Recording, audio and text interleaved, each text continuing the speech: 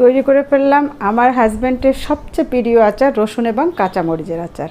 শুকনো মরিচ 5টি, হাফ চামচ জিরা, হাফ চামচ পাঁচফোড়ন, হাফ চামচ কালো জিরা, হাফ চামচ সরিষা, সবকটা উপকরণ ভালো করে ভেজে শিলপাটায় গুঁড়ি করে নিব।